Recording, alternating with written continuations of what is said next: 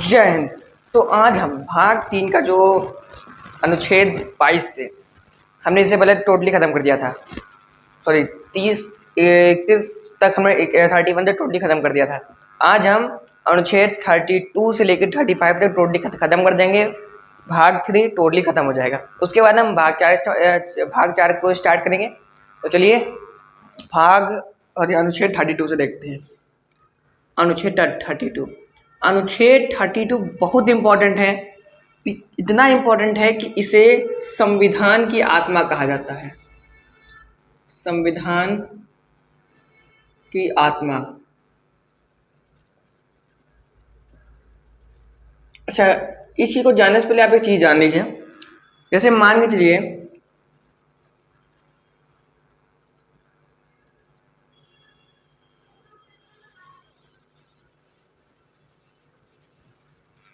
हमारे देश में ये इधर केरला है, तमिलनाडु है, आंध्र प्रदेश है, तेलंगाना है, यहाँ यूपीएस के बगल में जैसे दिल्ली। अब अगर यहाँ पर किसी व्यक्ति के ऊपर अत्याचार होता है, उसके फंडामेंटल राइट का खंडन होता है, तो सीधे वो जाके सुप्रीम कोर्ट में जाके अपने जो दिक्कत है, उसका जो फंडामेंटल राइट का खंडन हुआ है उसे बता सकता है। अब कैसे बताएगा, उसी चीज़ के बारे में हम इसमें जानेंगे। क्योंकि जज साहब बैठे हैं, भैया देखिए सुप्रीम कोर्ट में टोटल 34 जज होते हैं, ये इसके बारे में आपको आगे बताएंगे। और हर जज अगर हर व्यक्ति की बात आधा आधा घंटे से सुनने लगा तो फिर कहाँ दिन भर कम से कम हजारों जो केस आते हैं, तो फिर काम हो ही नहीं पाएगा उनका। इसीलिए एक शब्द से कहा जाता है कि अगर कोई दिक्कत है उसका एक शब्द बना दिया गया है, बस फिर जाइए बोल लीजिए खट्टे से, एक शब्द बना दिया सट्टे से बोल लीजिए, उनको अपने आप समझ में आ जाएगा। और बहुत बड़ा मामला होता है तो उसके लिए एक अलग से जज बिठाया जाता है। कहा जाता है कि उनको एक ही यही मेन चीज़ दी जाती है कि आपको इसको कैसे बिना कैसे सक्सेसफुल बनाना है। उसके बाद अभी बाद में बात करेंगे, फिलहाल अभी इधर देखिए। अब मान के चलिए इधर केरला में अभी जो क्राइम हो रहा है यहाँ पर, इसको इस्लामिक स्टेट बनाने की प्रयास चल रहे हैं केरला में। अब अगर केरला के कोई लोग हैं सुप्रीम कोर्ट में जाना चाहे, गरीब आदमी है, मतलब उसकी एक दिन की कमाई मुश्किल से 50-100 रुपये तक है।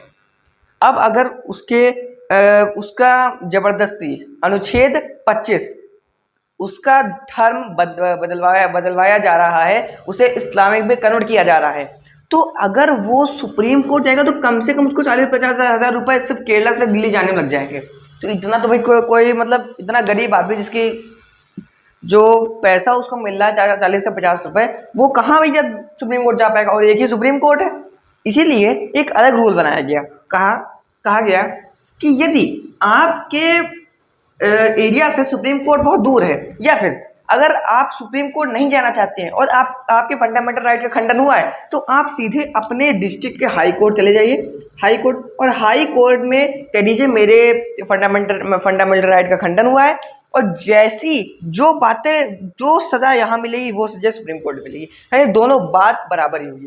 फंडामेंटल राइट की जो बातें वहाँ पर ही होंगी, वहाँ वही चीज़ बातें यहाँ पर भी होंगी। अब जैसे यूपी का है, यूपी में अगर दिल्ली जाता है मुश्किल से कितना रुपये लगे, मुश्किल से 500 रुपये लग जाएगा उसको, मुश्किल से। लेकिन फिर भी नहीं माने तो लखनऊ में हाई कोर्ट है, चला जाए, क्या दिक्कत है। अब देखते हैं इसमें।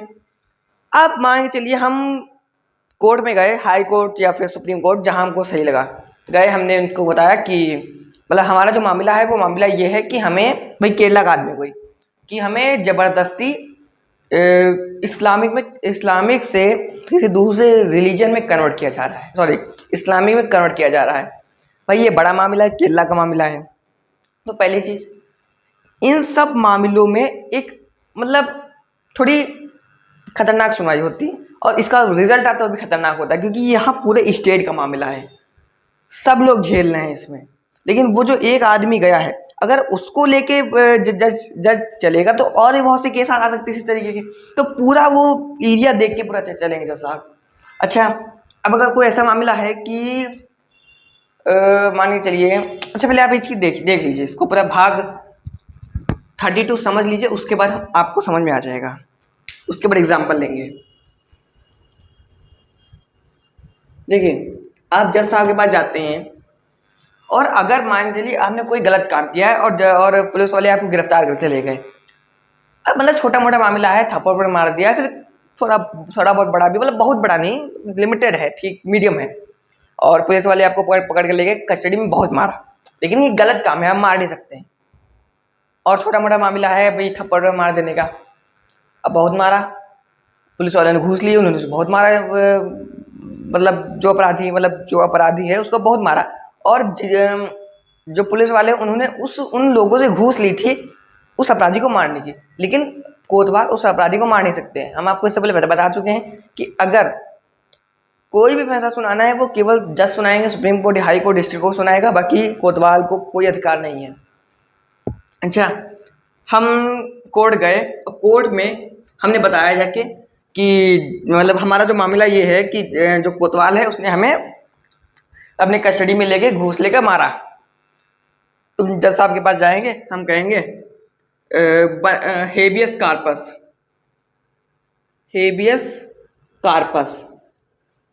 या बंदी प्रत्यक्षीकरण,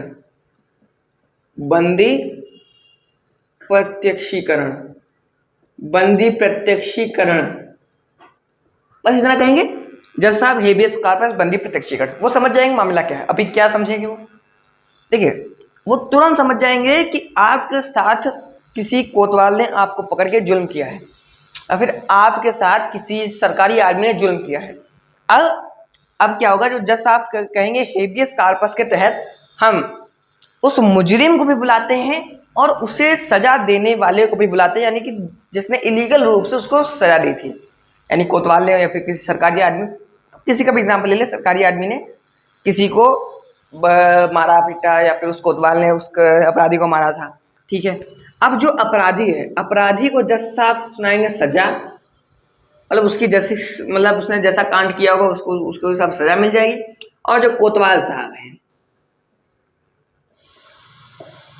इनको भी सजा सुनाई जाएगी और इनकी भाई पहले चीज इनको सस्पेंड कर दिया जाएगा, नॉर्मल सी बात है। अरे दूसरी चीज वो जज साहब के ऊपर डिपेंड करता है, और जज साहब कहेंगे 24 घंटे के अंदर अंदर इन दोनों को हमारे सामने पेश किया जाए। 24 घंटे के अंदर, 24 घंटे का मतलब समझ लीजिए, एक बार इसी तरह मामला हुआ था, यही सेम चीज थी। तो जज साहब ने उस कोतवाल को बुलाया था, 24 घंटे के अंदर की जगह वो शायद 42 घंटे बाद आया था। तो उसने कारण ये बताया कि मेरी तबीयत खराब हो गई थी, लेकिन उसने किसी प्रकार का नोटिस नहीं भेजा। जज साहब ने उसको तुरंत सस्पेंड कर दिया और इस चीज की सजा, यानी कानून का खंडन, हेबियस कार्पस का खंडन किया, यानी कि पहली चीज जज साहब की बात नहीं मानी, दूसरी चीज उसने हेबियस कार्पस का खंडन किया, यानी कि उसने उस व्यक्ति को मारा। तो हेबियस कार्पस के तहत और जज साहब की बात ना मानने के तहत, दोनों के तहत उसको बहुत खतरनाक पनिशमेंट मिली थी।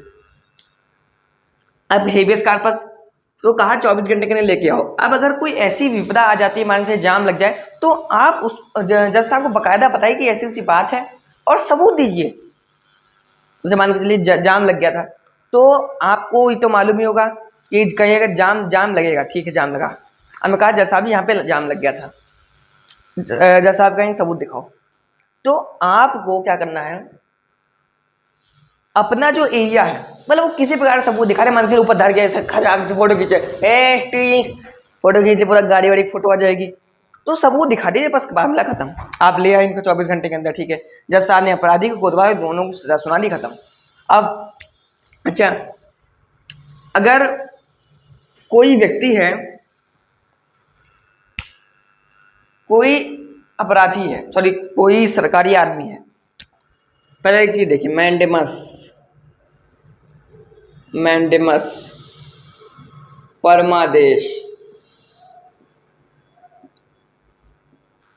परमादेश, ठीक है।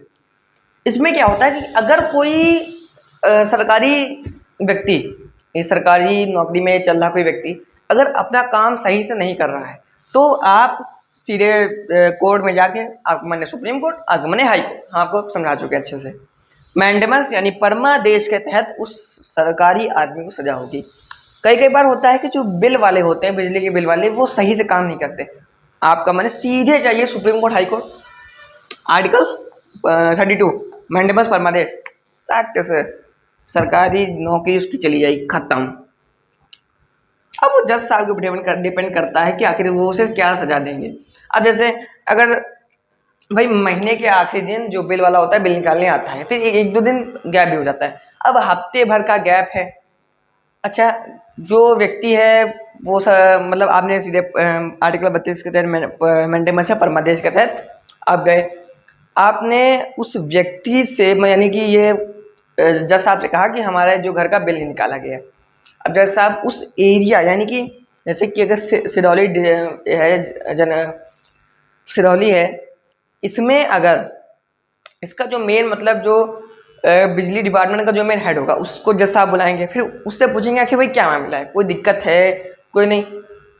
अगर वो उस दिक्कत बता ले गया यानी एकदम पास हो गया, सबूत मतलब सारी चीज़ें दे दी, मतलब कोई भी ऐसा सबूत दे दिया, ठोस सबूत, ऐसे कह दिया कि हमारे वहाँ के थोड़े जो लोग हैं वो किसी कारणवश थोड़ा दुखी हो गए हैं, अभी मतलब कुछ एक खतरनाक कारण बता दिया, तो हो सकता है बच जाए। वो भी जज साहब के डिपेंड करता है, जज साहब राजी तो सब सही। अच्छा ठीक है, इसके बाद कोवेरेंटो। कोवेरेंटो में क्या होता है? अधिकार प्रक्षा। अगर कोई व्यक्ति अपनी औकात से बाहर काम कर रहा है तो कोवेरेंटो के तहत उसको सजा हो जाएगी। आर्टिकल 32 में कोवेरेंटो। आप कहेंगे जैसा कोवेरेंटो, वो आपसे पूछेंगे भाई कौन सा आदमी है जो सही से काम नहीं कर रहा है या फिर किस डिपार्टमेंट का, सारी बातें जान लेंगे, फिर वो उस आदमी को वो जाने और जज साहब जाने। यानी जैसे आप सरकारी स्कूलों में देखते होंगे, मतलब माली जो पेड़ वेड़ काटता है, सॉरी मतलब जो माली क्या मतलब पौधों की रखवाली करता है, सब काम उसके अंडर में आता है, वो जाके पढ़ाने लगता है। उसकी औकात है वाला पढ़ाने की, इसको काका नहीं आता है, वो जा रहे हैं लिखा भैया का, हाँ लिख जगह ये का है। अब कितना भी ज्ञाता लोग हैं, तो इतने ज्ञाता लोग ना आ जाएं, इसलिए मैंडेमस कोवेरेंटो या अधिकार प्रक्षा बना दिया गया। अच्छा, इसके बाद प्रोहिबिशन। कई बार होता है, मान के चलिए आप डिस्ट्रिक्ट कोर्ट में कोई मामला लेके गए कि आपके किसी व्यक्ति ने आपको गाली दे दी है। अब डिस्ट्रिक्ट कोर्ट में मामला लेके गए, ठीक है। अब आप हैं एक बड़े बिजनेसमैन, मान के अंबानी जी हैं, अंबानी जी डिस्ट्रिक्ट कोर्ट में लेके जाते हैं और अंबानी जी को कोई व्यक्ति गाली दे देता है, ठीक है। और दोनों बड़े व्यक्ति हैं, दोनों भाई अच्छी खासी पावर रखते हैं दोनों में। अब ये मामला डिस्ट्रिक्ट कोर्ट जाता है। अब भाई डिस्ट्रिक्ट कोर्ट को तो बस का है नहीं, ये इतना बड़ा मामला है, मान के लिए बहुत बड़ा नेता है और ये अंबानी जी तो अंबानी जी हैं। अभी बड़ा मामला है, डिस्ट्रिक्ट कोर्ट तो हैंडल कर नहीं सकता है, तो अगर डिस्ट्रिक्ट कोर्ट चाहे तो इस मामले को हाई कोर्ट पे शिफ्ट कर सकता है। अब हाई कोर्ट भी संभाल नहीं पा रहा है तो सुप्रीम कोर्ट से शिफ्ट कर सकता है। और सुप्रीम कोर्ट ना संभाल पाए, ऐसा हो नहीं सकता, वो सुप्रीम है भैया, सुप्रीम। और फिर जब सुप्रीम कोर्ट मामला जाएगा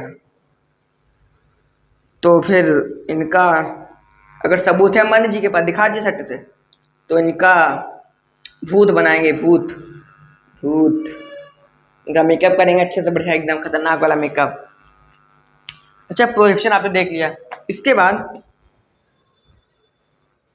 जैसे अभी एक मामला हुआ था ये राम मंदिर को लेके, उसमें हाई कोर्ट ने अपना फैसला सुना दिया था, तो भाई फैसला गलत था।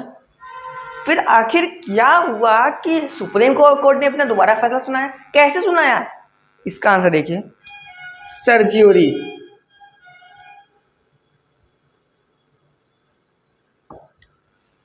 प्रोहिबिशन, उत्प्रेषण।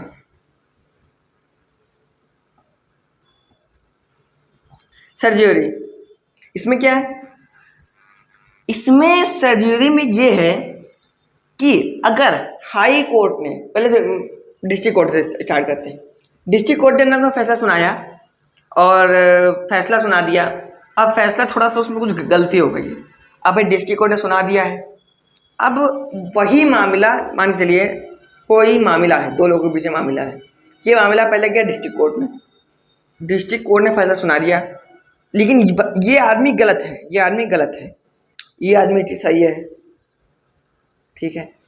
अब जो गलत आदमी को उसने छोड़ दिया और सही आदमी तो भैया छूट ही जाएगा क्योंकि उसने इसके खिलाफ कार्रवाई करवाई थी, छूट गया। अब इसने गलत फैसला सुनाया, अब अगर यही सही आदमी चाहे तो अपना मामला हाई कोर्ट लेके जाए और हाई कोर्ट में कहे सर्ज्योरी प्रतिषेण प्रतिषेण सर्ज्योरी प्रतिषेण, तुरंत मामले को डिस्ट्रिक्ट कोर्ट, आप मामला बता दीजिए, तुरंत डिस्ट्रिक्ट कोर्ट से मामला उठा के हाई कोर्ट हाई कोर्ट तक पहुंचा दिया जाएगा। अब अगर और बड़ा मामला है, सॉरी, अगर आप उसने डिस्ट्रिक्ट कोर्ट ने फैसला सुना दिया, अब अगर यही मामला हाई कोर्ट जाता है तो आप कहेंगे सर्ज्योरी प्रतिषेध, तो जो वहाँ के जो जज साहब होंगे हाई कोर्ट के, वो डिस्ट्रिक्ट कोर्ट के अगर फैसला मतलब थोड़ा मामला बड़ा है, भाई यहाँ मामला बड़ा ही तो है एक तरीके से, और नहीं भी बड़ा है, यही भाई न्याय की बात चल रही है यहाँ पर, तो डिस्ट्रिक्ट कोर्ट के फैसले को रद्द कर दिया जाएगा। अगर जज साहब भी डिपेंड करता है, सर्ज्योरी ने कहा, अब जैसे मतलब यहाँ पे कोई मामला है, मान चलिए इन्होंने गाली दी थी, पहले डिस्ट्रिक्ट कोर्ट हैंडल कर सकता है। अब लेकिन यही मामला सीधे हाई कोर्ट जाता है, भाई डिस्ट्रिक्ट कोर्ट ने गलत फैसला सुनाया, अब हाई कोर्ट क्या करेगा, इनकी बात को अच्छा समझिएगा, अगर ये सही है तो भाई ये डिस्ट्रिक्ट कोर्ट के फैसले को रद्द कर देगा, और अगर इसको भी लगता है कि भाई गलत सही है, ये सब सही नहीं सही है, तो फिर ये सीधे सुप्रीम कोर्ट जाए, सुप्रीम कोर्ट। अब सुप्रीम कोर्ट देखेगा, भाई अगर आप सबूत दिखा रहे पहले चीज साबित हो जाएगा कि भाई सही है और गलत है। अब लेकिन मान के चलिए डिस्ट्रिक्ट कोर्ट में चलो गलत ने घूस दे दी हो, चलो ठीक है, हाई कोर्ट में इतनी घूस लगती नहीं, या फिर उसमें थोड़ा बहुत ज़्यादा रेंज लगती है, ठीक है चलो, अब सीधे मामला सुप्रीम कोर्ट चला गया। सुप्रीम कोर्ट ने पूरा, सुप्रीम कोर्ट सुप्रीम है, उसके पूरे देश में उसके हाथ फैले हुए हैं, कानून के हाथ बहुत लंबे होते हैं, सुप्रीम कोर्ट के हाथ पैर मुंह नाक कान सब बहुत लंबा होता है। मामला पहुंच गया, सही को उसको मालूम पड़ गया सही है, गलत है, ये भी क्या करेंगे, हाई कोर्ट के फैसले को रद्द कर देंगे, इस तरह इसका रद्द कर ही दिया था, अब सुप्रीम कोर्ट फैसला सुना देंगे, और सुप्रीम कोर्ट के पे आने के बाद फैसला सही हो ही जाता है। और दूसरी चीज़, सुप्रीम कोर्ट ने पैसे तो आप दे नहीं सकते हैं, चाहे जितना पैसा दे दीजिए, सुप्रीम कोर्ट ने पैसे नहीं दे सकते हैं, तो अब सुप्रीम कोर्ट में पैसे चलेगा नहीं, अब सबूतों के आधार पर भाई न्यायपालिका चलती है, न्यायपालिका आप सबूत दिखाएंगे, अब भाई दोनों हाई कोर्ट में आप सबूत दिखा दीजिए, काम हो गया, सुप्रीम कोर्ट सबूत दिखा दीजिए, काम हो गया, आपका मन है। लेकिन अब चाहे कि डिस्ट्रिक्ट कोर्ट हाई कोर्ट में फैसला रद्द कर दे, ऐसा नहीं हो सकता है भैया, सुप्रीम है, supreme and high court district court, इसकी औकात अलग है, इसकी औकात अलग है, इसकी औकात अलग है, इसकी औकात डिस्ट्रिक्ट लेवल की, इसकी औकात हाई मतलब एक स्टेट लेवल की, इसकी औकात केंद्र लेवल की है, सबकी अलग अलग बात होती है। तो आपको भाग 32 समझ में आ गया होगा, सॉरी अनुच्छेद 32 समझ में आ गया होगा। अगर आपको इसका स्क्रीनशॉट लेना तो ले लीजिए, फिर आगे देखते हैं। तो फिलहाल मैंने ले लिया होगा, चलिए आगे देखते हैं।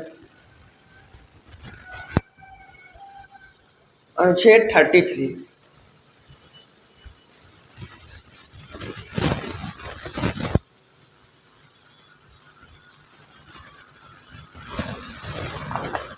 अच्छा, अगर कोई ऐसा मामला जाता है, देखिए हमने जितना आपको पहले जी बताया, वो कोवेरेंटो, प्रोएक्शन, सर्जरी, हेबियस कार्पस और मैंडेमस, इन सब में आप कहीं जाके अपनी मतलब पहले बात कही अपनी, उसमें अगर कोई सही से काम नहीं कर रहा है कोई सरकारी आदमी तो आपके लिए मैंडेमस। अच्छा, अगर मामला कुछ ऐसा हो कि जैसे अभी राजस्थान में हुआ है, राजस्थान मणिपुर का मामला ऐसा है, तो वो जो महिला क्या कहेगी, पहले से वो सीधे सुप्रीम कोर्ट जाएगी, ठीक है चलेगी सुप्रीम कोर्ट, ये भी लोग सुप्रीम कोर्ट हाई कोर्ट ही जाएंगे। अब अगर सुप्रीम कोर्ट नहीं हाई कोर्ट चली जाती, ठीक है, अब ये बड़ा मामला है, वो अपनी बात कहेगी, पहली चीज़ क्या हुआ, अगर वो मैंडेमस कह देती है, सरकारी आदमी सही से काम नहीं कर रहे हैं, भैया नहीं काम करे तभी तो वो सुप्रीम कोर्ट गई है। अच्छा, अगर वो कहती है कि उसका गलत काम हुआ, ठीक है, तो जो केस है वो केस बड़े लेवल का है, और ये बड़े लेवल का केस, देखिए राजस्थान वाला मामला था, ये सीधे हाई सुप्रीम कोर्ट गया, सुप्रीम कोर्ट हाई कोर्ट कोई भी आप ले लीजिए। अब इसमें ये जो चार चीज़ें हैं, ये एक कॉमन छोटी छोटी बात है, ये जो हमने आपको 4 चीज़ें बताई हैं, ये छोटी छोटी चीज़ों के लिए कि इतना भैया टाइम कहाँ रखा कि जो एक दो थप्पड़ की ये सरकारी आदमी की सबकी बात सुनेंगे। ये बड़ा मामला है। आप सोचिए राजस्थान इधर के एरिया में, यूपी इधर के एरिया में कितनी मतलब भले दोनों एक पास से जुड़े हुए हैं, फिर भी दूरी है। यहाँ पे है हमारा घर सीतापुर जिले में, और यहाँ पर है राजस्थान, अच्छी खासी दूरी है। यहाँ है तमिलनाडु, तमिलनाडु वाले को इतना मालूम पड़ गया है, अब आप सोच लीजिए पूरे देश में मालूम है राजस्थान वाला मामला। अब ये बड़ा मामला है तो भाई जज साहब सुनेंगे, और ये छोटे मामलों के लिए बाकी तो भाई भाग 3 बैठा ही है, अनुच्छेद 3 सॉरी भाग 3। आप कहिए जाके कि हमसे भाग अनुच्छेद 21 छीना गया है, हमारे अनुच्छेद 21 से खंडन हुआ है। लाइफ एंड भैया लाइफ छीनी गई है, पर्सनल जो लिबर्टी थी।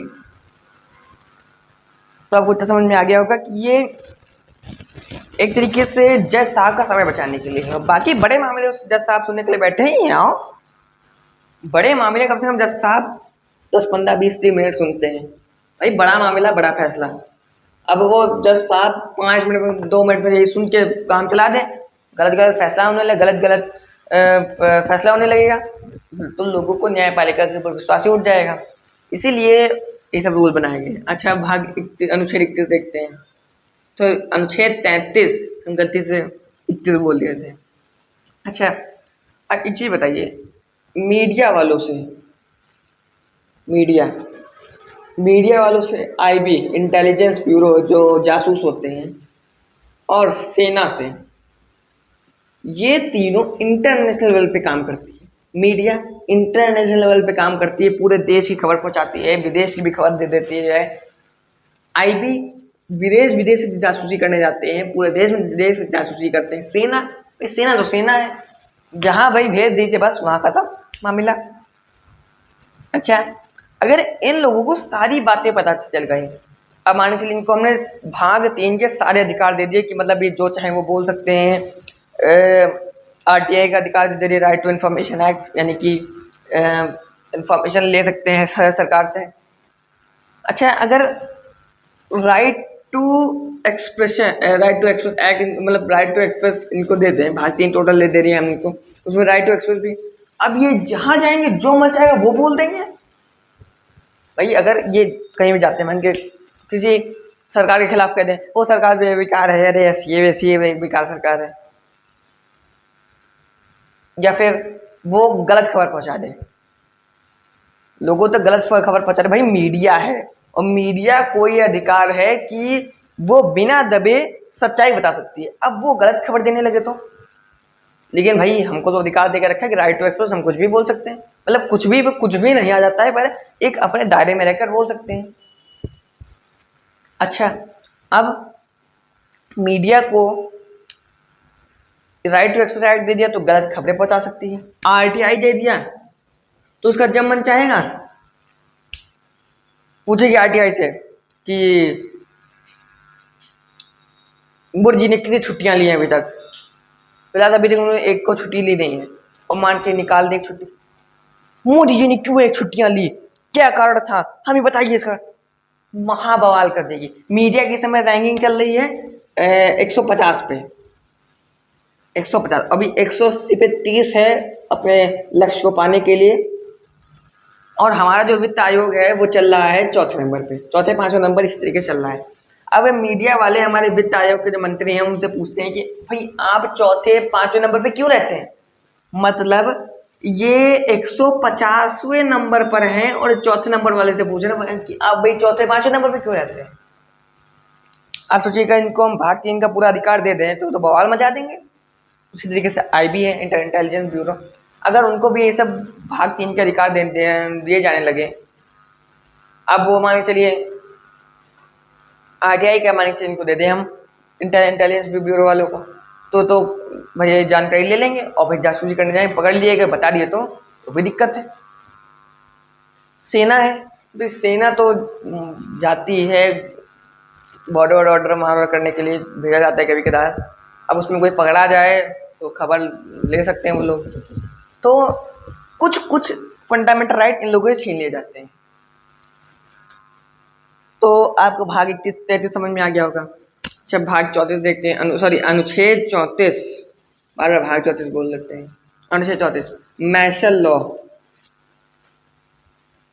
मार्शल लॉ सैन्य कानून, सैन्य कानून। मार्शल लॉ सैन्य कानून में क्या है, अगर कोई क्षेत्र आतंकी है तो वहां पर मार्शल लॉ सैन्य कानून लगा दिया जाएगा। ये सेम टू सेम आसफा जैसा है, armed force and special power act AFSPA. जैसे कि इसमें पूरा क्षेत्र आर्मी को दे दिया जाता था, मार्शल लॉ में टोटल क्षेत्र आर्मी को दे दिया जाता है, लेकिन ये बहुत कम लगाया जाता है मार्शल लॉ। अच्छा इसके बाद देखते हैं, फिलहाल आसफा तो बंद कर दिया गया है, उसका एक रूप ही समझिए मार्शल लॉ।